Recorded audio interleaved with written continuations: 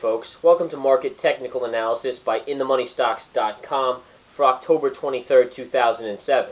Today we saw some interesting action in the markets and an overall very strong market. And that has been somewhat of a kind of a change since Friday. Friday was a very rough day for the markets, and we saw the NASDAQ down as much as about 75 points that day.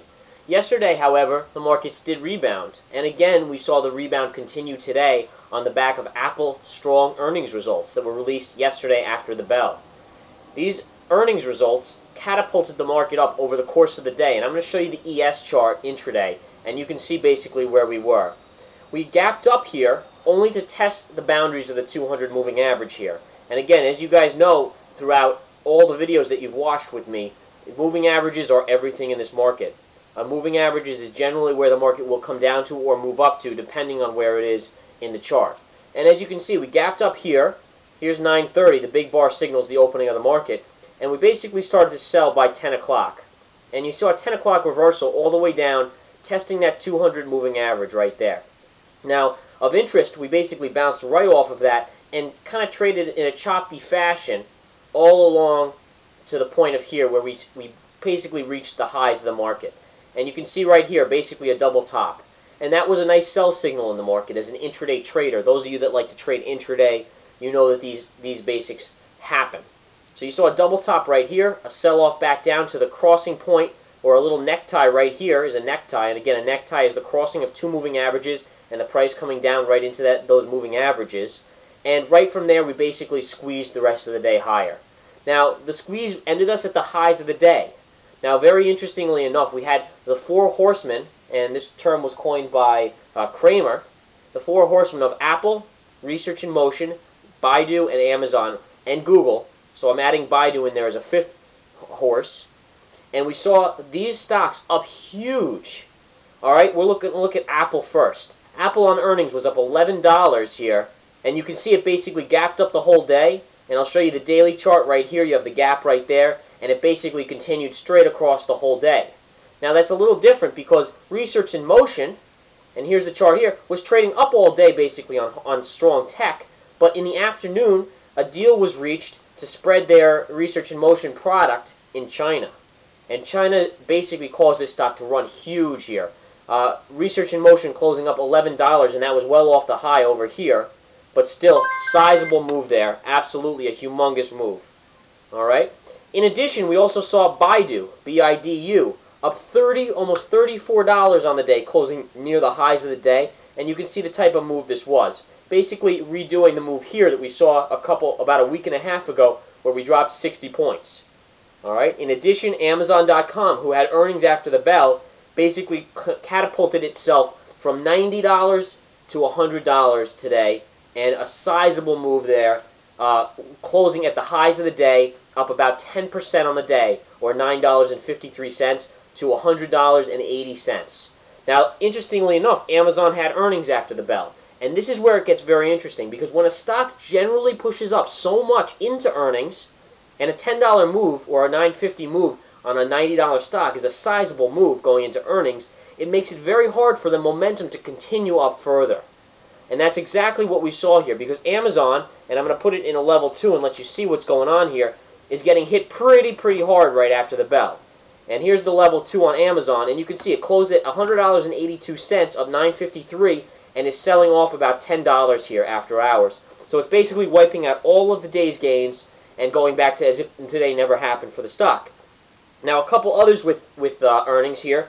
Broadcom, and Broadcom is trading down about $2 on earnings. So again, we're not seeing some as good at earnings as Apple portrayed yesterday. Apple really is in the elite group here. With Broadcom trading down 2 after hours, Amazon down about 10, and then Riverbed Technologies, RVBD. Here we see Riverbed getting crushed down from 47.96, trading at 38.41 by 58 here. So a big hit there on that stock, and it leads me to believe that we will see a little gap down tomorrow. The futures, which just opened up at 4:30 again, the ES futures, are indicating that as of now, and we will see what happens. To show you the futures, here's where we open the futures again. So we gap down on the futures, and the futures, ES futures, are trading down about 3 points right now. Now that's nothing big by any stretch. The ES futures were up quite substantially. But where you're really going to see this is in the NASDAQ. All right? Amazon coming down $10 is going to hurt the NASDAQ. These are main components of the NASDAQ.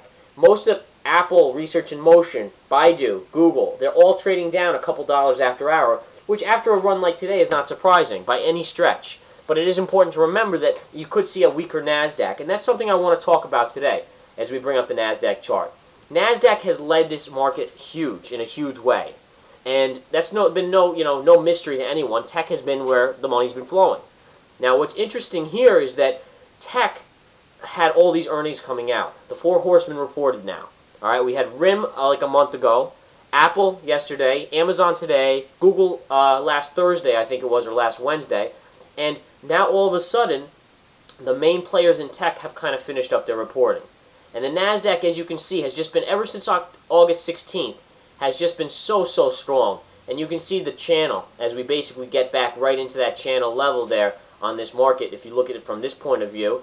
And now the question becomes, well, what's the next catalyst to cause the NASDAQ to run?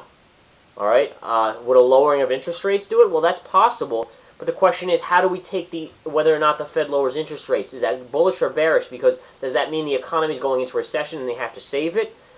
Is it even going to help at this point? Does the rate cut, in fact, cause consumers to come back and start spending on technology and consumer spending increases again? So there's a lot of little kind of, I would dare say, murkiness in regards to technology all of a sudden as these earnings now are finishing up on the main big players. So the important thing to point out as well is Texas Instruments, all right? And Texas Instruments, look at this. This is today on earnings. So really, Apple catapulted the market today. Texas Instruments really wasn't talked about much on TV as the media kind of shunned it because it was negative news. But Texas Instruments actually had a horrible day. Look at this gap down. This is ugly. This is the daily chart. And Texas Instruments was down nearly 10% today. And that's a big company there. Sizable company. TXN being the symbol there, if you want to take a look. And on heavy volume, getting crushed today. So again, it becomes a little interesting. And here's the intraday chart. You can see the gap down right there, and it trading basically to the side all day. But it really becomes interesting with tech, and I dare say I would not be shocked to see tech start to lag here a little or pull back a little and mimic the other indexes, because the Dow and the financials have been very weak today. And I want to show you something. Here's the XLF, which is the financial ETF here. And as strong as the market was today, with the Dow up 110 and the NASDAQ up about 45 points, the XLF was only up 18 cents. All right, very small little gain, and most of that came at the end of the day. It was basically trading flat all day till that hard push at the end. So I do want to point this out, is that this is the chart on the financials. And financials overall have led the market up. They led it up when we were running up to July. Then all of a sudden we saw them tank. That told us to call for that market correction. And then sure enough, we fell down to August 16th. They rallied back up, and I'll show you the Goldman chart in a minute. And that showed that we had a lot of strength coming here. But now all of a sudden, over the last week, look at this fall here on the XLF, the ETF. So my question is, does this now tell us that we're in for another little rough patch here in the markets? So we won't know for sure, and this is just a possible indicator to use, but the financials being so weak is a very interesting note. And here's the Goldman chart. All right, the daily Goldman chart. You see, ever since the 16th right here, we had a nice move up, but Goldman has really come off here over the last week and a half. And Goldman today, for the Dow being up 109 points, almost 110, really didn't have a great day. It was up $1.58. For a $200 stock, that's really not significant, especially for what's called a market-leading stock. So I do caution everyone, just keep in mind that now that earnings are over, or the main earnings, we still have a lot more other earnings, and there are some big companies to report, but the main four horsemen, I'm saying, have reported now, and the question remains, where do we go from here? Now looking back at the NASDAQ again, and the NASDAQ's been the strongest by far. We've been in a very good range here, as you can see, in between this, and we had some little flusters here over the last couple days, Friday and Monday on the gap down, but they were able to get us back up here to this flat line right here. Now the question becomes, where do we go? Should we break this line? Should we get back below the 20 moving average tomorrow? I would be a little worried about this market, and the 20 moving average is right there. So where do we close tomorrow? That'll be where I'm watching. And again, keep in mind, folks, this is just my opinion, my pure and simple opinion. Don't take it as anything more than just an opinion from someone who likes to share some knowledge here and there. I have no expertise whatsoever, and please consult your financial advisor before making any financial decisions whatsoever. All right? All in all, it should be very interesting, though. The individual stocks, there were some interesting stocks today that were watched in the chat room, discussed in the chat room, Amazon being one, Baidu, Google, all these big caps, especially as they were running. We were just all amazed by the power and force that they ran with. Google ended up $25 today, Baidu up 34 almost, as I said, and it was just a monster move. All right. All in all, I just want to show the ES again, and it's down 4 points now, so we are seeing a little retraction here, and this is where we opened and moving back down. The 20 moving average is here. We'll see if we go to the side, but let's do one more check on Amazon here before we sign off, and we can see Amazon still trading down about $9 here at 92.60-ish, down from $100.82. All right, folks, watch tech tomorrow. It could be a little weak, and we will talk to you tomorrow. Take care.